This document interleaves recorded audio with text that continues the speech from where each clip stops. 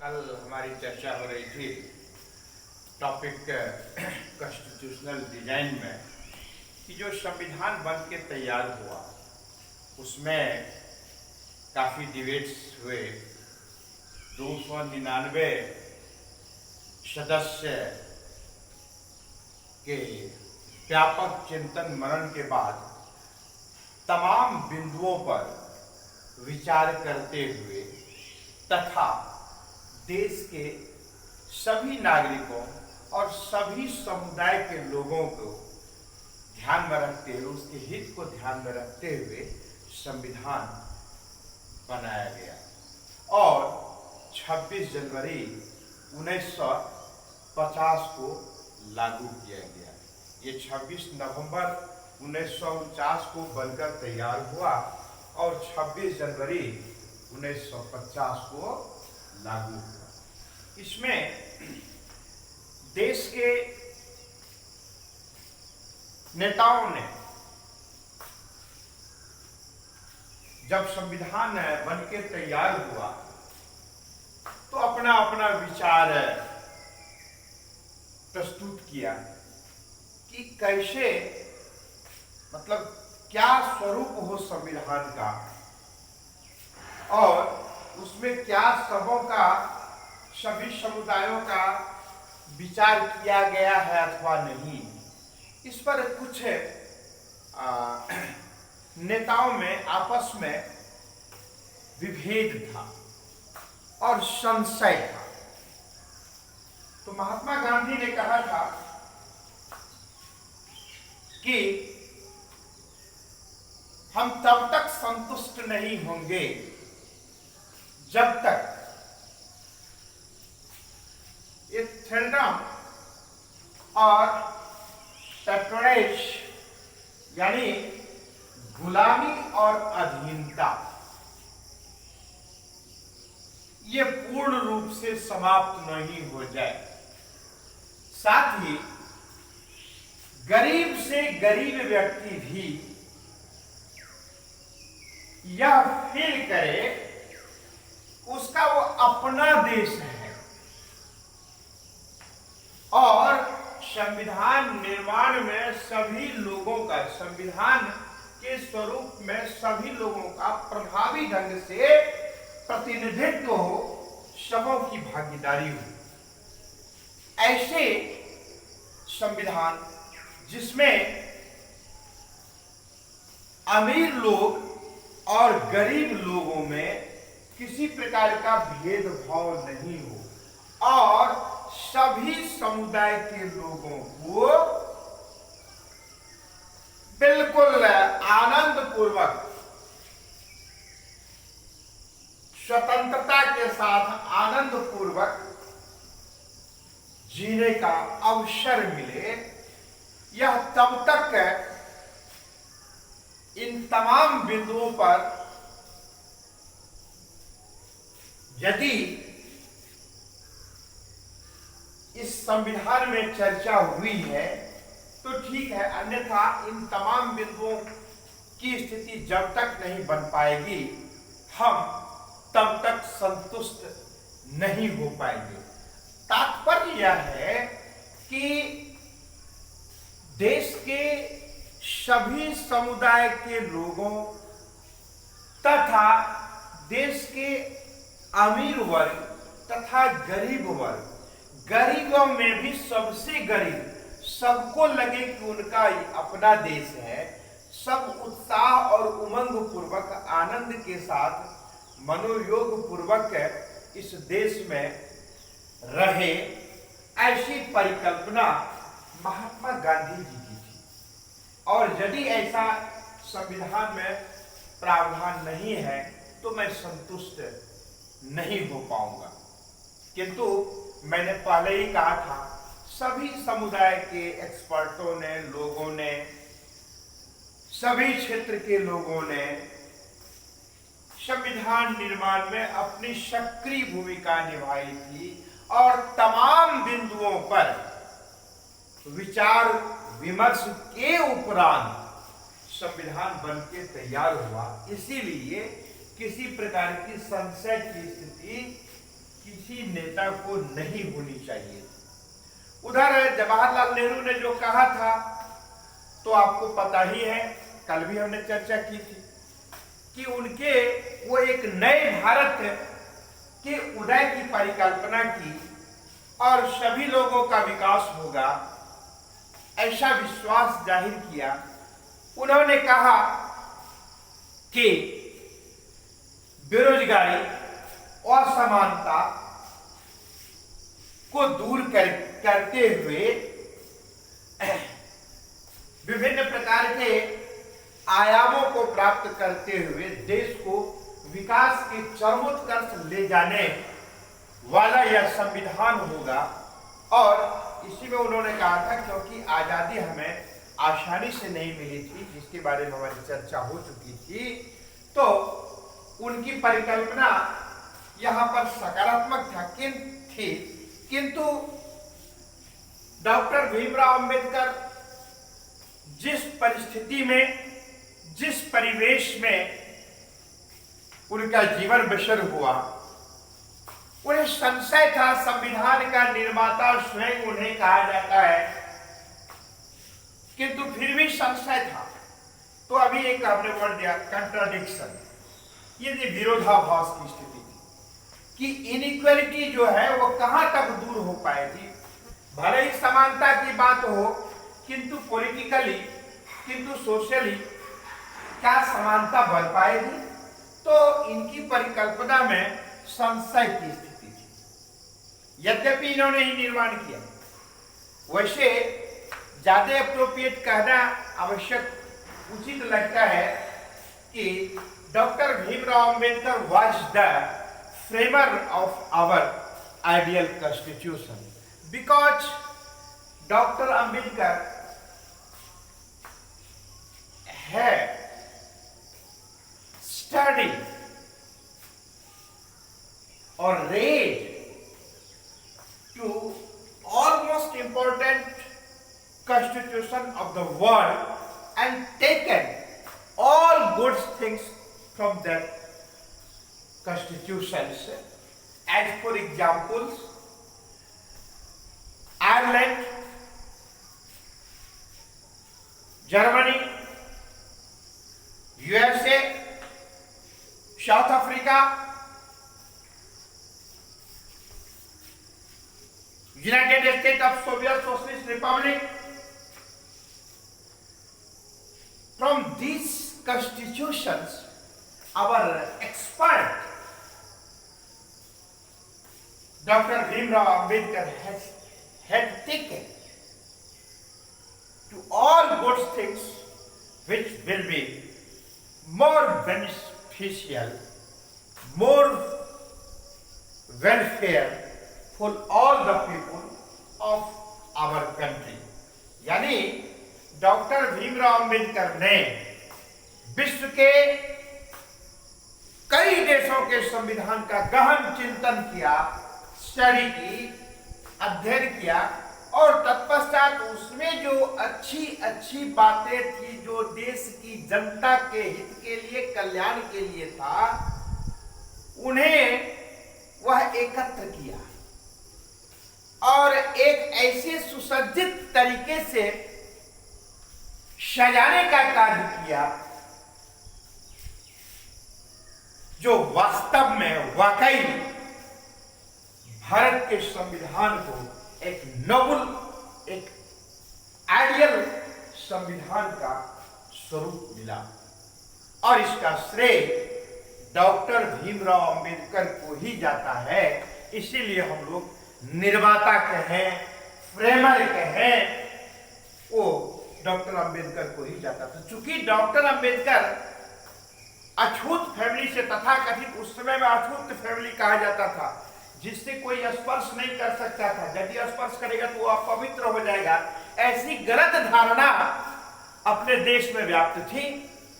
तो उस परिवेश में उन्होंने सर्वाइव किया, अपने अस्तित्व को कायम रखा। इसीलिए संविधान निर्माण के कालखंड में उन्हें बहुत संशय था। न जाने भले ही समानता की बात तो हो गई, किंतु अवसर की समानता हो पाएगी कि नहीं, पॉलिटिकली समानता हो पाएगी कि नहीं, सोशल लाइफ में समानता हो पाएगी कि नहीं, क्योंकि उन्होंने जिस परिस्थिति में अपने आप को झेल करके एक पहचान बनाई, वास्तव में उनका जीवन काफी संघर्षपूर्ण था। इसीलिए उसमें संशय की स्थिति थी, कंट्राडिक्शन था, विरोधाभास था। इस तरह से हम 2-3 एक्सपर्ट के विचारों का अवलोकन करने के बाद इस निष्कर्ष पर पहुंचते हैं कि वास्तव में कंट्राडिक्शन भी था, संशय भी था। स्वयं महात्मा गांधी भी कह रहे थे कि जब तक इन तमाम स्थितियां यदि कायम नहीं हो जाती है, उपरोक्त जो हमने चर्चा की है उससे कम में हम संतुष्ट नहीं होंगे। उधर जवाहरलाल नेहरू ने कहा कि भाई ये नए भारत में हम लोग कदम रख रहे हैं और भारत का ऐसे आजादी में भाग्योदय होने वाला है। उनकी सोच सकारात्मक प्रस्तुत करती है। तो इन तमाम बातों को हमने देखा, किंतु इसमें संशय की बात नहीं है। संविधान का जो निर्माण किया गया, वास्तव में देश के प्रत्येक समुदाय के लोगों के हित और कल्याण की चिंता की गई, इसमें कतई कोई संशय नहीं। पहले जो सामाजिक बुराइयां थी, जो रूढ़िवादिता थी, उसको दूर किया गया। इस संविधान के माध्यम से आज हम बेहतर स्थिति में संविधान के ही आधार पर जीने के लिए स्वतंत्र हो पाए हैं। अन्यथा यदि पुरानी रूढ़िवादिता परंपरा रहती तो शायद हम सबका इस प्रकार से विकास नहीं हो पाता। वास्तव में अपना संविधान प्रशंसनीय है और नवुल है, इसमें कतई कोई संशय नहीं है। इसलिए कि इसमें कुछ ऐसे वर्ड्स को समाहित किया गया जिसको सदैव ध्यान में रखा गया और उसको आधार मान करके विभिन्न प्रकार के नियमों को बनाया गया तथा देश हित में, जनता के हित में ये कल्याणकारी कार्य किए गए। कि चूंकि अपना संविधान विश्व का सबसे बड़ा लिखित संविधान है, उस संविधान को आसानी से और बहुत कम समय में पढ़ पाना बेहद कठिन होता है। इसीलिए संविधान की जो आत्मा है, संविधान का जो निचोड़ है, संविधान का जो सार है, ये सभी महज कुछ चंद शब्दों में समेट करके प्रस्तुत किया गया है, ताकि उस व्यापक अध्ययन से बचते हुए कम समय में भी हम हमारे देश का संविधान का स्वरूप क्या है, क्या विशेषताएं हैं, इसका प्रस्तुतिकरण संविधान की आत्मा से मिलता है। और ये संविधान की आत्मा देश का प्रियम्बुल के रूप में जाना जाता है।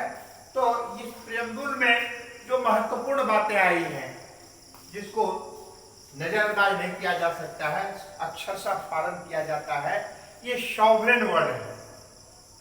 अपने देश के संविधान में sovereign, socialist, secular, democratic, Republic, justice, liberty, equality, fraternity, ये सारे वर्ड्स जो हैं वास्तव में एक स्तंभ के रूप में है अपने देश के संविधान में।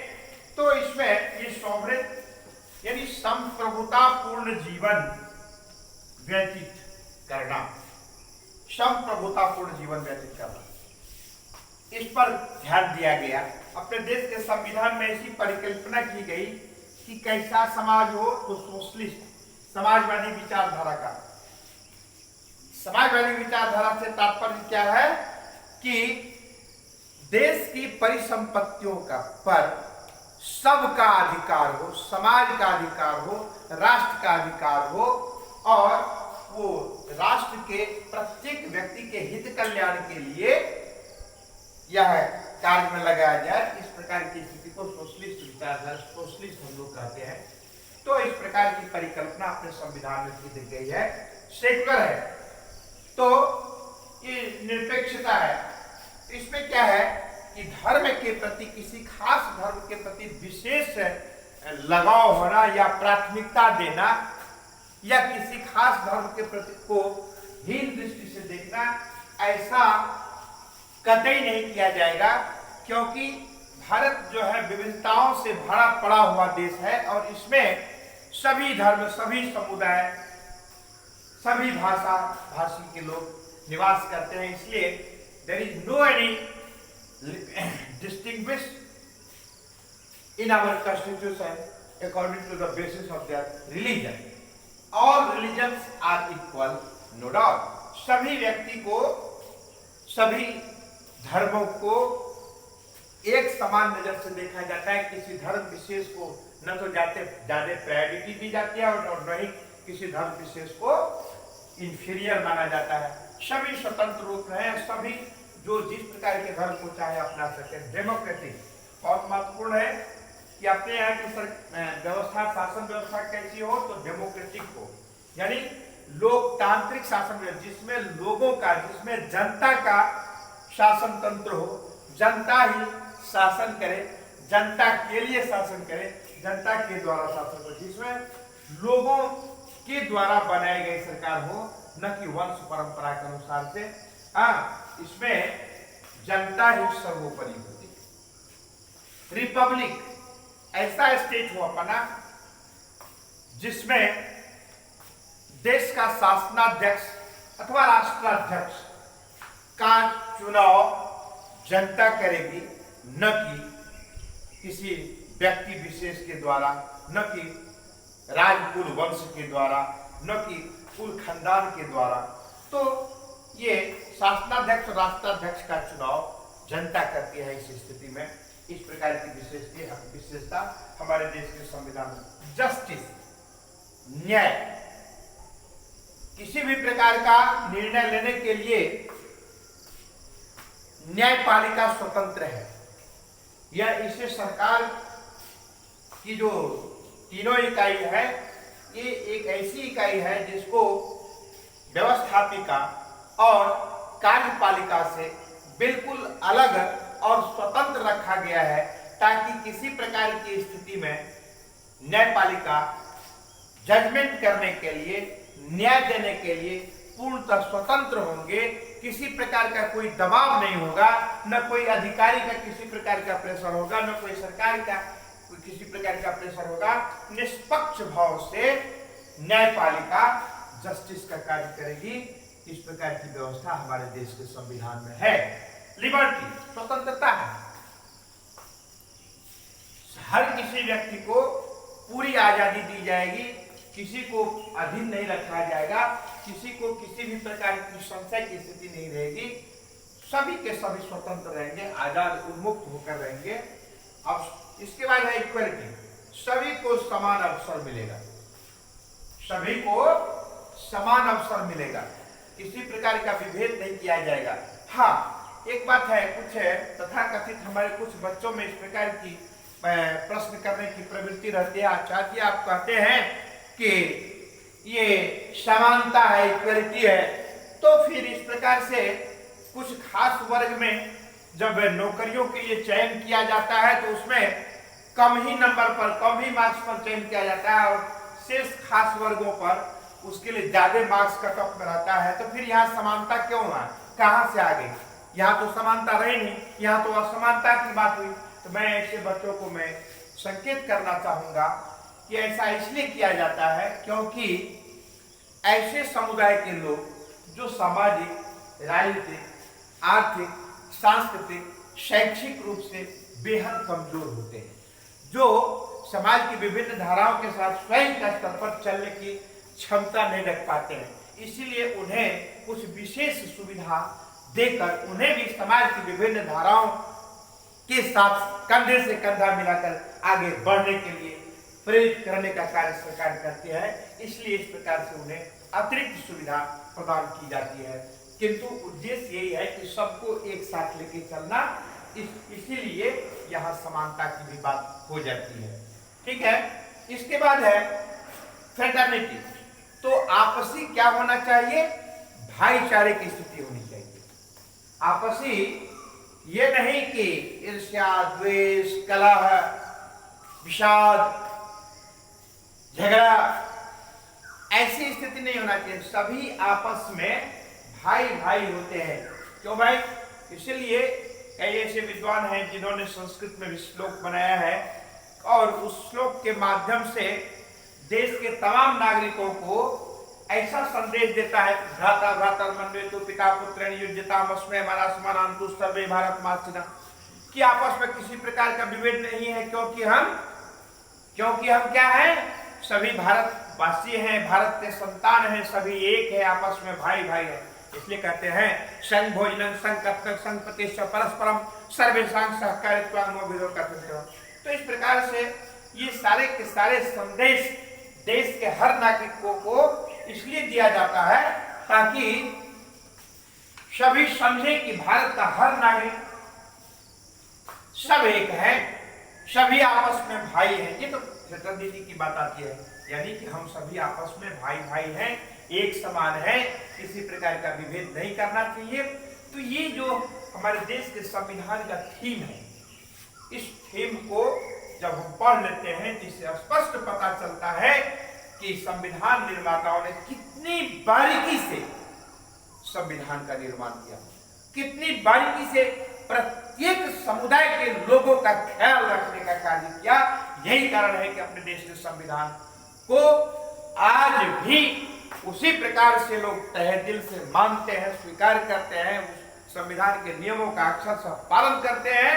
इसमें किसी भी प्रकार की कोई संशय की स्थिति नहीं है और संविधान वास्तव में भारत का संविधान विश्व के तमाम संविधानों में एक आदर्श, एक नोबल संविधान के रूप में है और किसी भी स्थिति में इसमें कंट्राडिक्टरी या विरोधाभास की स्थिति देखने को नहीं मिलती है।